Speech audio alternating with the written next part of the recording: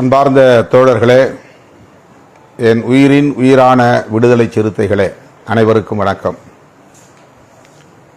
நாளை ஜூன் 24ஆம் நாள் மாலை 4 மணி அளவில் சென்னை கலைவாணர் அரங்கில் நமது கட்சியின் சார்பில் நடைபெறவுள்ள விருதுகள் வழங்கும் விழா சிறப்பாக வெற்றிகரமாக நடந்தேற வேண்டும். ஜூன் 14ஆம் தேதி திருச்சிராப்பள்ளியில் நாம் நடத்திய மதச்சார்பின்மை காப்போம் பேரணியை மாபெரும் வெற்றி பெற செய்த உங்கள் அனைவருக்கும் மீண்டும் ஒரு முறை எனது நெஞ்சார்ந்த நன்றியை தெரிவித்துக் கொள்கிறேன். 10 நாள் இடைவெளியில் அடுத்த விழா, மாபெரும் விழா, கட்சியின் மிக முக்கியத்துவம் வாய்ந்த ஒரு விழா. பல்வேறு தளங்களில் சிறப்பாக செயலாற்றி வரும் சான்றோர்களை தேர்வு செய்து இந்த விருதுகளை வழங்கி சிறப்பித்து வருகிறோம். அம்பேத்கர் சுடர், பெரியார் ஒளி, காமராஜர் கதிர், அயோத்திதாசர் ஆதவன், காயிதே மில்லத் பிறை, செம்மொழி ஞாயிறு என்கிற அந்த வரிசையில் மாமேதை மார்க்சின் பெயராலும் மார்க்ஸ் மாமணி என்கிற விருதினையும் சேர்த்து நாம் சான்றோர் பெருமக்களுக்கு பொற்கிழியுடன் பாராட்டு பட்டயங்களை வழங்கி சிறப்பித்து வருகிறோம். இந்த விழாவை பொறுத்தவரையில் நீங்கள் அளிக்கும் கொடையை கொண்டுதான் ஆண்டுதோறும் நடத்தி வருகிறோம். ஒவ்வொருவரும் ஒரு விருதுக்கு, பொற்கிழிக்கு பங்களிப்பு செய்து அதன் மூலம் அனைத்து செலவுகளையும் நாம் மேற்கொண்டு வருகிறோம். சான்றோர் பெருமக்களுக்கு பாராட்டு பட்டயம் மற்றும் பொற்கிழி 50,000 என வழங்குவதோடு மட்டுமில்லாமல் அதற்கென ஆகும் செலவு பல லட்சங்களை தாண்டுகிற சூழலில் நீங்கள் ஆண்டுதோறும் அள்ளித்தரும் நன்கொடையை கொண்டு யாவற்றையும் நாம் ஈடு செய்து வருகிறோம். ஆகவே இந்த ஆண்டும் நீங்கள் மனமுவந்து அளிக்கிற நன்கொடைக்காக காத்திருக்கிறோம். ஒவ்வொரு ஆண்டும் ஏப்ரல் திங்களில் நாம் நடத்தி வந்த இந்த விழா தவிர்க்க முடியாத காரணங்களால் மே, ஜூன் என்று அவ்வப்போது தள்ளி போய் கொண்டே இருக்கிறது. மே 31ஆம் தேதி நாம் மதச்சார்பின்மை காப்போம் பேரணியை திருச்சிராப்பள்ளியில் நடத்துவதாக அறிவிக்கப்பட்டிருந்த சூழலில் அதனை ஜூன் மாதத்திற்கு நாம் தள்ளி வைத்தோம். விருதுகள் வழங்கும் விழாவை நாள் குறிப்பிடாமல். பேரணி மேலும் 2 வாரம் தள்ளி போன சூழலில், ஜூன் 14ஆம் தேதி நடந்த சூழலில் இந்த விருதுகள் வழங்கும் விழாவை மேலும் தள்ளி போட வேண்டும் என்றுதான் நினைத்தேன். ஆனால் அடுத்தடுத்து நமக்கு இருக்கிற பணிச்சுமைகள், தேர்தலுக்கான பணிகள், கட்சியின் மறுசீரமைப்புக்கான பணிகள் எல்லாம் தேங்கி கிடக்கின்ற காரணத்தால் இந்த விழாவை மேலும் தள்ளி போடக்கூடாது என்கிற காரணத்தால் நாளை 24ஆம் தேதியே நடத்த தீர்மானித்தோம். நாள் நெருங்கிவிட்டது. நாளை மாலை நாம் சென்னையில் சந்திக்க இருக்கிறோம். ஆண்டுதோறும் இந்த விருதுகளுக்காக, பொற்கிழிக்காக கொடையளிக்கும் தோழர்கள் இன்று அல்லது நாளை முற்பகலுக்குள் அந்த நிதியை நேரிலே வந்து வழங்க வேண்டும் என்று கேட்டுக்கொள்கிறேன். இன்னும் அந்த விழாவுக்கான பணிகள் நிறைவு பெறவில்லை. அதில் கவனம் செலுத்தி கொண்டிருக்கிற சூழலில் முகநூல் நேரலையில் சற்று முன்னதாகவே பேச இயலவில்லை. ஆகவே இந்த தருணத்தில் உங்களை முகநூல் வாயிலாக நான் சந்திப்பதில் மகிழ்ச்சி அடைகிறேன். 24 மணி நேர இடைவெளியில் இந்த அழைப்பை விடுக்கிறேன், இந்த வேண்டுகோளை முன்வைக்கிறேன். பொற்கிழிக்காக நன்கொடை தரக்கூடியவர்கள் இன்றோ நாளை 12 மணிக்குள்ளாகவோ அந்த நிதியை தலைமையில் ஒப்படைக்க வேண்டும் என்று கேட்டுக்கொள்கிறேன். 3 மணிக்கெல்லாம் கலைவாணர் அரங்கத்தில் வந்து தோழர்கள் அரங்கை நிரப்பிட வேண்டும் என்று கேட்டுக்கொள்கிறேன்.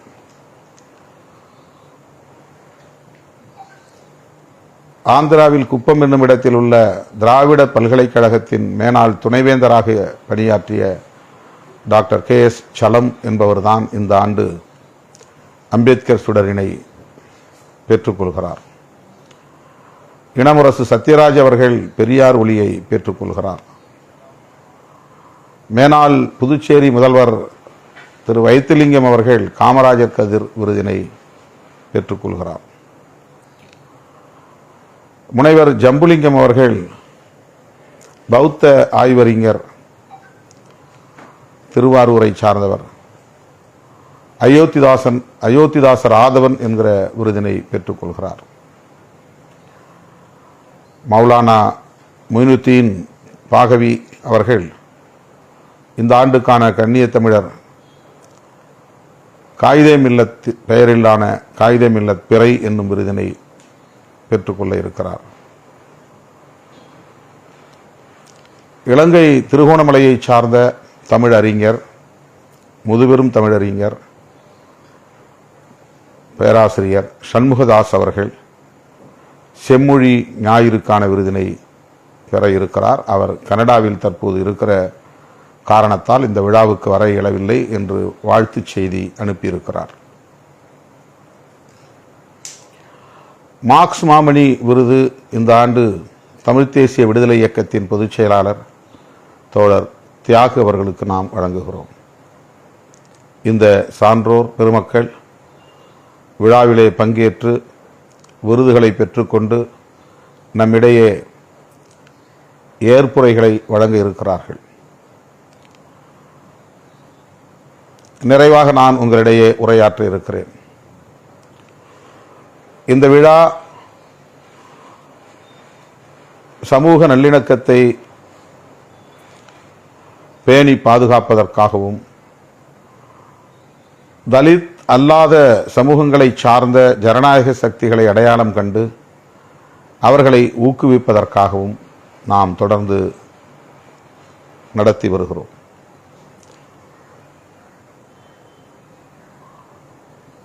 இந்த விழாவின் மூலம் அறிவார்ந்த தளத்தில் சாதனைகள் படைத்த சான்றோர் பெருமக்களை நமது இயக்க தோழர்களுக்கு அறிமுகப்படுத்துகிற ஒரு செயல் திட்டமாகவும் விளங்குகிறது. ஒவ்வொருவரும் ஒவ்வொரு தளத்தில் நின்று எவ்வாறு களப்பணி ஆற்றுகிறார்கள், சாதனை படைக்கிறார்கள்,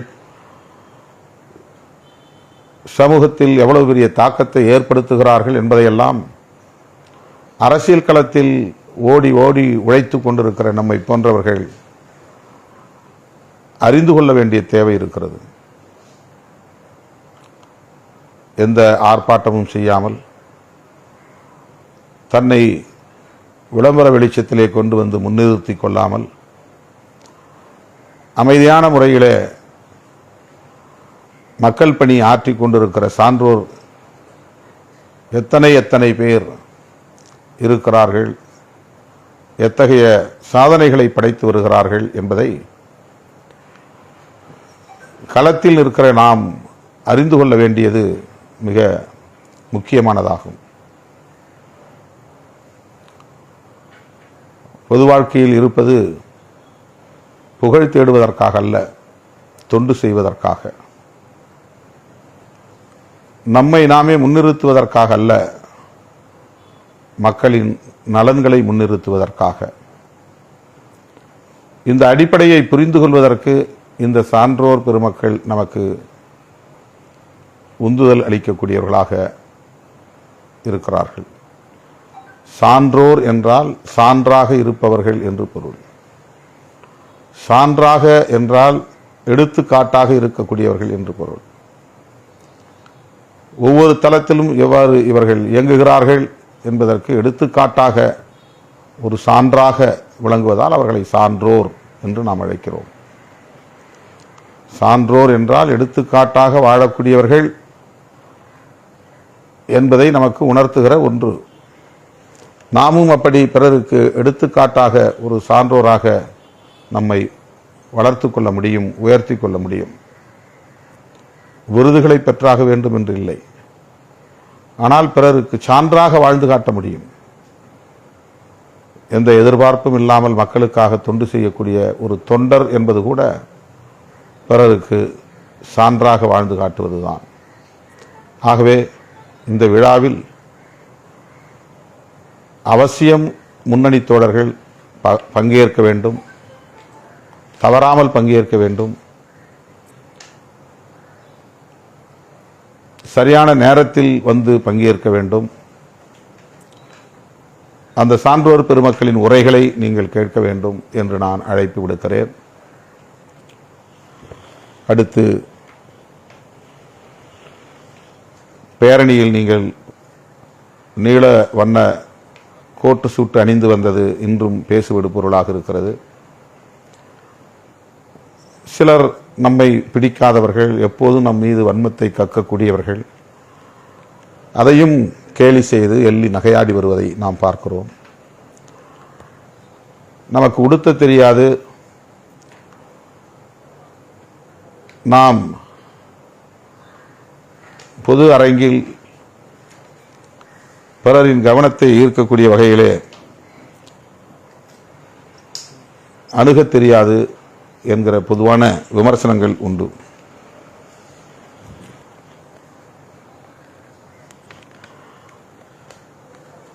புரட்சியாளர் அம்பேத்கர் அவர்கள் உடையில் கவனம் செலுத்திய வரலாற்றை நாம் அறிவோம். அவரிடத்திலேயே அப்படி ஒரு கேள்வி கேட்டதாகவும் செவிவழி செய்தி உண்டு. எளிய மக்களுக்காக தொண்டாற்றக்கூடிய நீங்கள் ஏன் எப்போதும் கோட்டு சூட்டு அணிந்த தோற்றத்திலேயே இருக்கிறீர்கள் என்று கேட்டதற்கு, காந்தியடிகள் எப்படி இருந்தாலும் அது அவருக்கு பெருமை தரக்கூடிய ஒன்றாகத்தான் இந்த சமூகம் பார்க்கிறது. அவர் உடம்பில் துணி அணியாமல் வெறும் இடுப்பிலே துணி அணிந்து கொண்டு எளிமையாக வாழ்கிறார் என்று அவரை போற்றுகிற இந்த சமூகம், அவரை போல் நான் உடையணிந்தால் என்னை மட்டுமல்ல நான் சார்ந்த சமூகத்தையே இழிவுபடுத்தி பேசுவார்கள், இகழ்ந்து பேசுவார்கள். ஆகவே நான் எனக்காக மட்டுமல்ல, நான் சார்ந்த சமூகத்திற்கும் எந்த கெட்ட பெயரும் ஏற்படாத வகையிலே நடந்து கொள்ள வேண்டியது எனது பொறுப்பாகும் என்று புரட்சியாளர் அம்பேத்கர் சொன்னதாக ஒரு தகவல் உண்டு. அப்படி சொன்னாரோ சொல்லவில்லையோ, ஆனால் அந்த வாதத்தில் ஒரு உண்மை இருக்கிறது என்பதை நம்மால் உணர்ந்து கொள்ள முடிகிறது. ஆகவே நாமும் பொது வாழ்வில் பயணிக்கிற நாமும் உடையில் கவனம் செலுத்த வேண்டும். ஏனோதானோ என்று இருக்கக்கூடாது. நல்லோர் முன்னிலையில், சான்றோர் முன்னிலையில் நாம் உரையாடுகிற போதோ, கருத்துக்களை பகிர்ந்து கொள்கிற போதோ, களப்பணி ஆற்றுகிற போதோ அவர்களுக்கு நம் மீதான ஒரு நன்மதிப்பை உருவாக்கும் வகையில் நாம் நடந்து கொள்ள வேண்டியது, உடையில் கவனம் செலுத்த வேண்டியது நம்முடைய கடமையாகும். ஆள் பாதி ஆடை பாதி என்பார்கள். ஒருவனின் தோற்றத்தை வைத்து கருத்து உருவாக்கத்தை ஏற்படுத்த முடியும். அந்த தோற்றத்தின் மூலம் ஒரு நன்மதிப்பையும் உருவாக்க முடியும். இதை உணர்ந்ததால் புரட்சியாளர் அம்பேத்கர் அவர்கள் எப்போதும் உடையில் கவனம் செலுத்துகிற ஒருவராக விளங்கியிருக்கிறார். ஆகவே நாமும் அப்படி உடையில் கவனம் செலுத்த வேண்டும் என்பது ஒருபுறம் இருந்தாலும், அம்பேத்கர் இன்றைக்கு இல்லை என்று நமது கொள்கை பகைவர்கள் கருதக்கூடாது. இதோ நாங்கள் அம்பேத்கரின் பிள்ளைகள் இருக்கிறோம், அவரது வாரிசுகள் இருக்கிறோம் என்று ஊருக்கு உலகுக்கு உணர்த்துவது நம்முடைய கடமை என்கிற அந்த கோணத்தில்தான் இந்த பேரணியில் நாம் அம்பேத்கரை போலவே கோட்டு சூட்டு அணிந்து வருவோம். வாய்ப்புள்ள தோழர்கள், பொருளாதார வலிமையுள்ள தோழர்கள் கோட்டு சூட்டு அணிந்து வர வேண்டும் என்று நான் வேண்டுகோள் விடுத்தேன். ஆயிரக்கணக்கான பேர் கோட்டு சூட்டு அணிந்து இந்த பேரணியில் கலந்து கொண்டார்கள், பங்கேற்றார்கள். ஆனால் நான் எதிர்பார்த்ததைப் போல கோட்டு சூட்டு அணிந்தவர்களை தனியே ஒரு படைவரிசையாக வழிநடத்த வேண்டும் என்கிற கனவு நனவாகவில்லை. அந்த பெருங்கடலில் பெருந்திரளில் எல்லோரும் கலந்து போனோம், கரைந்து போனோம்.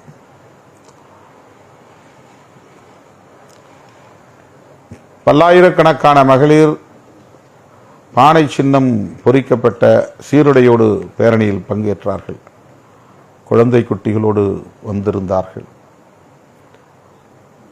அவர்களை மட்டும் தனியே பிரித்து ஒரு மகளிர் படைவரிசை என்கிற அடிப்படையிலே அந்த அணிவகுப்பிலே பங்கேற்க செய்ய வேண்டும் என்று எண்ணியிருந்தோம். அவர்கள் ஒரு இடத்திலே தனியாக திரண்டு நின்ற நிலையிலும் கூட அந்த பெருந்திரளில் அவர்களும் கரைந்து போனார்கள். எத்தனை லட்சம் பேர் வந்தார்கள் என்று மதிப்பிட முடியாத அளவுக்கு திரளாக நமது சிறுத்தைகள் வந்து கொண்டே இருந்தார்கள். 4:30க்கே பேரணியை தொடங்கிவிட்டோம், 7:30க்கே நிகழ்வை முடித்து விட்டோம். ஆனால் 10 மணி வரையில் அந்த பெருந்திரள் திருச்சிராப்பள்ளியின் வீதிகளில் வீறுநடை போட்ட வண்ணம் இருந்தார்கள் என்பது மறுக்க முடியாத உண்மை. எந்த ஒரு ஊடகத்திலும் இது குறித்து பெரிதாக பதிவு செய்யவில்லை. இன்றைக்கு நாளேடுகளில் பக்கம் பக்கமாக வண்ண வண்ணமாக 5 லட்சம் பேர் 10 லட்சம் பேர் என்று அவர்களே ஒரு கணக்கு போட்டு மதுரையிலே நடைபெற்ற மோடி பக்தர்களின் மாநாடு, முருக பக்தர்கள் என்கிற பெயரில் கூடிய மோடி பக்தர்களின் மாநாடு, தமிழ்நாட்டின் எல்லா மாவட்டங்களில் இருந்தும் பிஜேபி RSS காரர்களை கொண்டு வந்து குவித்து இது ஆன்மீக மாநாடு, முருக பக்தர்களின் மாநாடு, இந்துக்களின் மாநாடு என்று தம்பட்டம் அடித்துக் கொண்டிருக்கிறார்கள். நாளேடுகள் மட்டுமின்றி சமூக ஊடகங்களும் சேட்டலைட் தொலைக்காட்சிகளும் இதற்கு மிகப்பெரிய அளவிலே முக்கியத்துவம் கொடுத்து தொடங்குவதற்கு முன்பே பூதாகரப்படுத்தி நடந்து கொண்டிருக்கிற போதே அதனை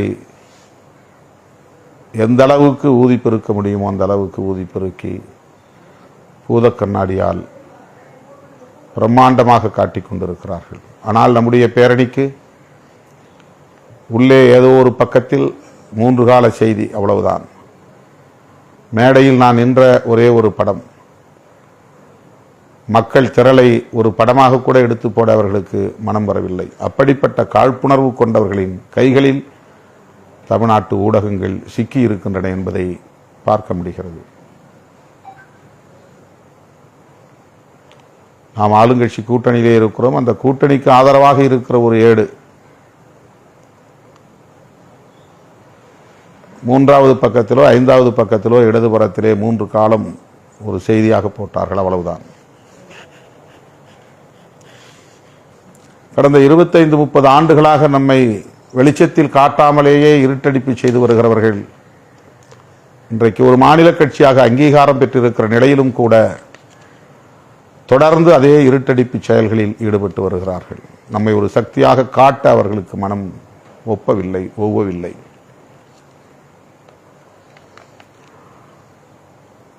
திருப்பரங்குன்றத்திற்கு நான் சென்றிருந்தேன்.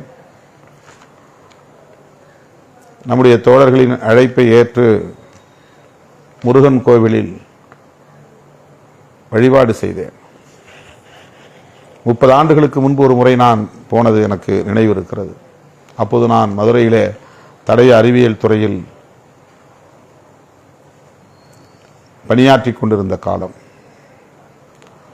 மீண்டும் அந்த கோவிலுக்கு செல்ல வேண்டும் என்கிற ஆர்வம் எனக்கு எழுந்தது. சென்றேன். இப்போது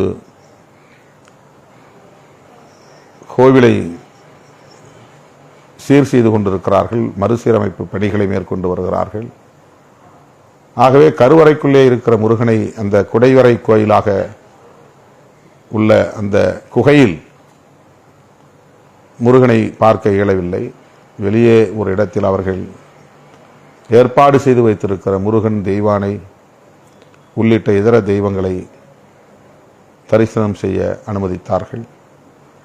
பூஜை செய்து எனக்கு திருநீறு பூசினார்கள். கழுத்தில் எனக்கு மாலை அணிவித்தார்கள். தலையில் பரிவட்டம் கட்டினார்கள்.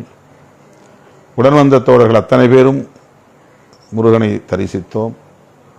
ஏறத்தாழ 1 மணி நேரம் கோவிலுக்குள்ளே இருந்தோம். ஏராளமானவர்கள் என்னோடு படம் எடுத்துக் கொண்டார்கள். தூய்மை பணியாளர்களாக பணியாற்றக்கூடிய பெண்கள் பல பேர் என்னோடு படம் எடுத்துக் கொண்டார்கள்.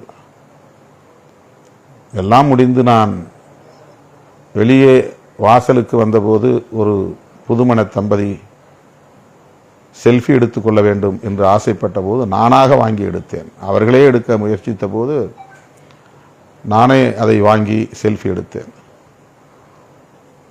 அப்போது நெற்றியை நான்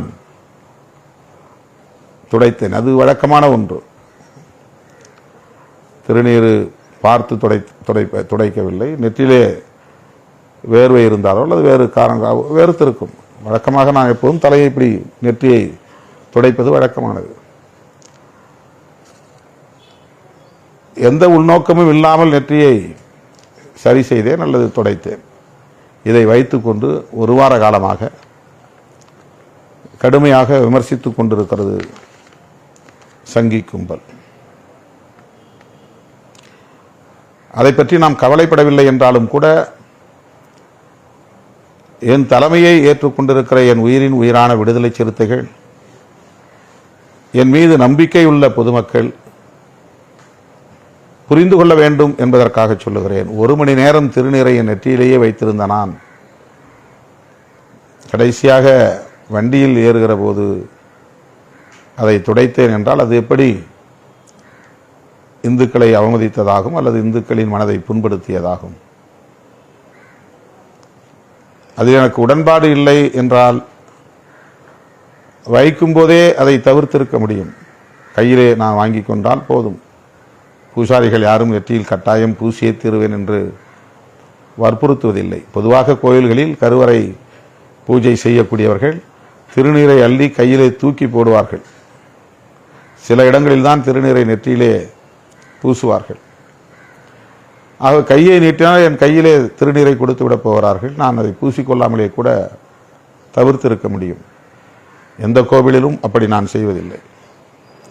சில இடங்களில் நானே பூசை தட்டை வாங்கி கற்பூரம் ஏற்றி அவர்கள் செய்கிற பூஜை வேலையை நானே செய்வேன். எனக்கு அதிலே ஒரு ஈடுபாடு உண்டு, ஆர்வம் உண்டு. புண்ணியம் கிடைக்கும் என்பதற்காக திருநீறு பூசுவதும் இல்லை. அப்படி பூசியிருந்தால் அது எனக்கு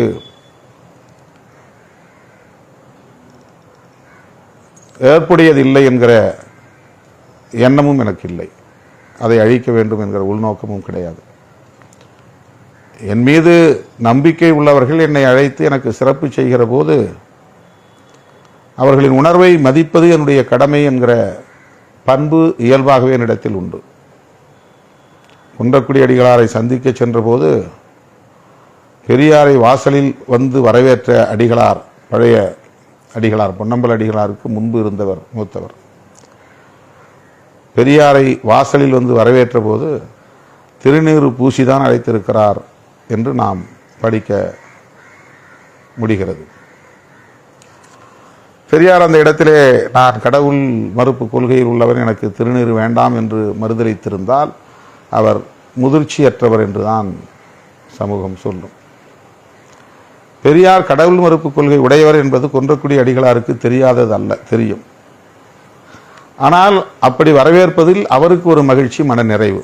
வரக்கூடிய ஒவ்வொருவருக்கும் திருநீர் பூசுகிற போது பெரியாருக்கும் பூசினால்தான் தனக்கு மனநிறைவு என்று கருதிய அடிகளார் அவ்வாறு திருநீறு பூசியிருக்கிறார். அவருடைய உணர்வுகளை மதிக்கிற வகையில் பெரியாரும் அதை ஏற்றுக்கொண்டிருக்கிறார். இது பின்னாளில் நான் கேள்விப்பட்ட தகவல். ஆனால் எப்போதும் நான் என்னை சிறப்பு செய்யக்கூடியவர்களுக்கு மதிப்பளிக்கக்கூடிய அணுகுமுறைகளை கையாண்டு வந்திருக்கிறேன். நானே கலசத்தில் தண்ணீர் ஊற்றி கும்பாபிஷேகம் செய்திருக்கிறேன் பல கோவில்களில். என்னுடைய உறவினர்கள் அழைத்து, எனது இயக்க தோழர்கள் அழைத்து இதை நீங்கள் செய்ய வேண்டும் என்று சொல்லுகிற போது அதை மறுதளிப்பதிலே எனக்கு எந்த மகிழ்ச்சியும் ஏற்பட போவதில்லை, அல்லது எதையும் நான் பெரிதாக சாதித்து விடப் போவதில்லை.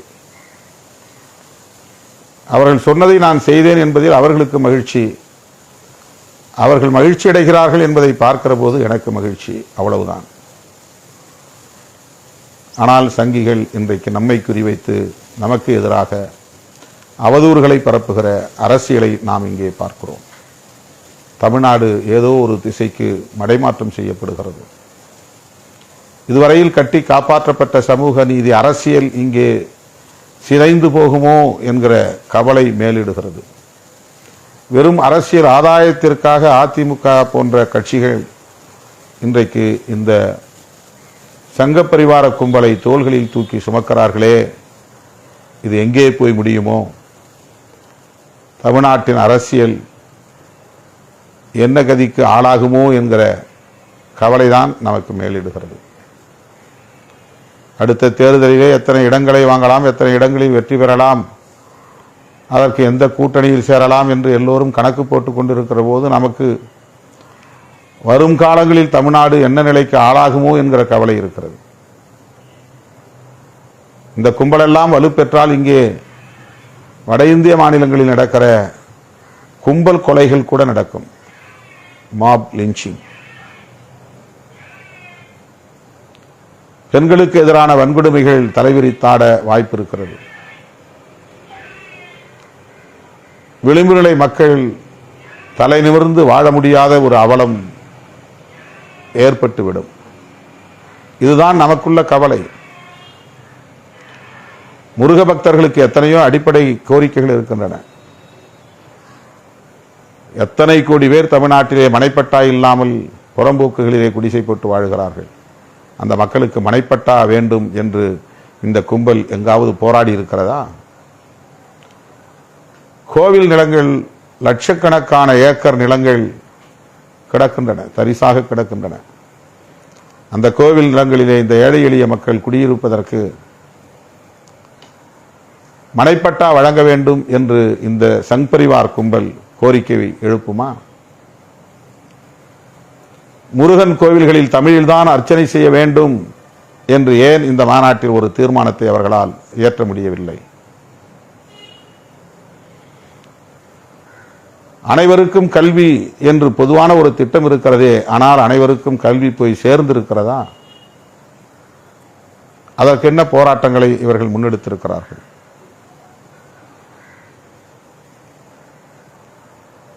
அனைவருக்கும் வீடு என்கிற திட்டம் அறிவிக்கப்பட்டிருக்கிறதே தவிர அனைவருக்கும் வீடு கிடைத்திருக்கிறதா? வீடு இல்லாத மக்களுக்கு வீடு கட்டுவதற்காக என்ன போராட்டங்களை முன்னெடுத்திருக்கிறார்கள்? எத்தனை கிராமங்களில் சுடுகாட்டு பாதை இல்லாமல் அல்லலுறுகிறார்கள். மழை வெள்ளத்தில் இடுப்பளவு தண்ணீரில் இறங்கி தோளிலே பிணங்களை சுமந்து செல்லுகிற காட்சிகள் எங்கெல்லாம் இந்தியா முழுவதும் நடக்கின்றனவே. இதற்காக இவர்கள் என்ன செய்திருக்கிறார்கள்? ஆக இந்த ஏழை எளிய மக்களின் அடிப்படை வசதிகளுக்காக, வாழ்வாதாரங்களுக்காக, அவர்களின் இதர இன்ன பிற கோரிக்கைகளுக்காக போராட முன்வராதவர்கள் மதத்தின் பெயரால், கடவுளின் பெயரால், ஆன்மீகத்தின் பெயரால் இந்த மக்களை பிளவுபடுத்துகிற முயற்சியில் தொடர்ந்து ஈடுபட்டு வருகிறார்கள். இதை எதிர்க்கிற நம்மை பார்த்து நாம் மதத்தின் பெயரால் அரசியல் செய்கிறோம் என்கிறார்கள். சிறுபான்மை சமூகத்தினரை இவர்கள் அச்சுறுத்துகிறார்கள். திருவண்ணாமலை கோவிலில் தான் கார்த்திகை தீபம் ஏற்றப்படும். இதுதான் தமிழ்நாட்டின் மரபு. வேறு எந்த கோவிலிலும், முருகன் கோவில்களில் கார்த்திகை தீபம் என்பது மலையில் ஏற்றுவதில்லை, கோவில்களில் ஏற்றுவதுண்டு. கார்த்திகை தீபம் ஏற்றுகிற ஒரே மலை திருவண்ணாமலை தீபம். ஆனால் திருப்பரங்குன்ற மலையிலே கார்த்திகை தீபம் ஏற்ற வேண்டும் என்று தீர்மானம் நிறைவேற்றுகிறார்கள். உள்ளபடியே திருமுருகன் திருப்பரங்குன்றத்தில் மலை அடிவாரத்தில் தான் இருக்கிறார். அது ஒரு குடைவரை கோயில். கோவிலுக்குள்ளே குடைந்து முருகன் சிலை அங்கே நிறுவப்பட்டிருக்கிறது. அந்த கோவிலின் உச்சிக்கும் முருகனுக்கும் எந்த சம்பந்தமும் இல்லை. திருப்பரங்குன்றத்தில் முருகனின் இருப்பிடம் மலை உச்சியில் கிடையாது. பழனி மலையிலே பழனி ஆண்டவரின் இருப்பிடம் என்பது மலை உச்சியில் இருக்கிறது. ஆனால் திருப்பரங்குன்றத்திலே மலை உச்சியில் காசி விஸ்வநாதர் ஆலயம் தான் இருக்கிறது. சிவபெருமானுக்குத்தான் கோவில் இருக்கிறது. ஒரு புறம் காசி விஸ்வநாதர் ஆலயம், இன்னொரு புறம் சிக்கந்தர் தர்கா உள்ளது. அங்கே ஒரு மசூதியும் உள்ளது. அவர்கள் யார்? அதே மண்ணில் பிறந்தவர்கள் தான். முஸ்லிம்கள் யார்? அரேபிய நாடுகளில் இருந்து வந்தவர்களா? அதே மண்ணில் ஒரு காலத்தில் இந்துக்களாக இருந்தவர்கள், தலித்துகளாக இருந்திருப்பார்கள், அல்லது வேறு ஏதேனும் ஒரு சமூகத்தை சார்ந்தவர்களாக இருந்திருப்பார்கள். அவர்கள் இஸ்லாமியர்களாக மாறிவிட்டார்கள். அவர்களுடைய பூர்வீகம் அது. அந்த பூர்வீகத்திலே அவர்கள் தங்களுக்கான வழிபாட்டு தலங்களை அமைத்து வழிபட்டு வருகிறார்கள். அவர்களை அந்நியர்களைப் போல சித்தரிப்பதும், எதிரிகளைப் போல காட்டுவதும், அவர்களுக்கு எதிரான அச்சுறுத்தலை செய்வதும் எந்த வகையிலே நியாயம் என்று நாம் கேட்கிறோம். ஆனால் நம்மை அவர்கள் இந்துக்களின் விரோதிகள் என்று சித்தரிக்க முற்படுகிறார்கள். இப்படிப்பட்ட இந்த சங்கிகளின் அரசியல் சித்து விளையாட்டுகளில் இந்த ஏழை எளிய மக்கள், விளிம்பு நிலை மக்கள், உழைக்கிற மக்கள் சிக்கிக்கொள்ளக்கூடாது, சீரழிந்து விடக்கூடாது என்று நாம் கவலையுறுகிறோம். அந்த கவலையோடு தான் திருச்சிராப்பள்ளியிலே லட்சக்கணக்கான சிறுத்தைகளை திரட்டி மதச்சார்பின்மை காப்போம் என்கிற மாபெரும் பேரணியை, பெருந்திரள் பேரணியை நடத்தி காட்டியிருக்கிறோம். தேர்தலில் நமது சக்தியை காட்டுவதற்காக அல்ல, தேசத்தை இந்த சங்கிகளிடமிருந்து காப்பாற்றுவதற்காக. புரட்சியாளர் அம்பேத்கர் அவர்கள் வகுத்தளித்த அரசமைப்பு சட்டத்தின் உயிர்மூச்சு கோட்பாடான மதச்சார்பின்மை கோட்பாட்டை பாதுகாப்பதற்காக நாம் அந்த பேரணியை வெற்றிகரமாக நடத்தி காட்டினோம். இதுபோன்ற இடதுசாரி சிந்தனை உள்ள சான்றோர் பெருமக்களை அங்கீகரிப்பதும், அவர்களை ஊக்கப்படுத்துவதும், அவர்களோடு இணைந்து பயணிப்பதும் நம்முடைய வரலாற்று கடமைகளுள் ஒன்று. அதன் ஒரு அங்கமாகத்தான் விருதுகள் வழங்கும் விழாவை நாம் தொடர்ந்து நடத்தி வருகிறோம். இந்த விழா நாளை மாலை 4 மணிக்கு, சரியாக 4 மணிக்கு தொடங்கி 10 மணிக்குள்ளாக நாம் முடிக்க இருக்கிறோம். சான்றோர் பெருமக்கள் உரிய நேரத்திற்கு அரங்குக்கு வந்து சேருவார்கள். எனவே 4 மணிக்கெல்லாம் அரங்கில் வந்து நீங்கள் அமர்ந்து விட வேண்டும். அந்த பேரணியில் போட்டு வந்த கோட்டு சூட்டு உடையை என்னால் பார்க்க இயலவில்லை. மீண்டும் அதை பார்க்க வேண்டும் என்று நான் பேராவல் கொள்கிறேன். எனவே பேரணிக்காக தைத்த கோட்டு சூட்டு உடையுடன், அன்றைக்கு டை அணியாதவர்கள் நாளைக்கு டை, அதற்கென்று சிவப்பு நிற டை வாங்கி அணிந்து வர வேண்டும்.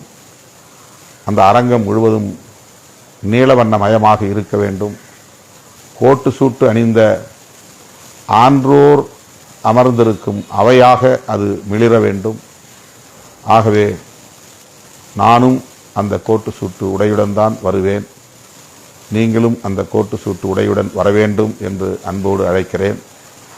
வழக்கம் போல நன்கொடை தருகிற தோழர்கள் நன்கொடை தர வேண்டும் என்று கேட்டுக்கொள்கிறேன்.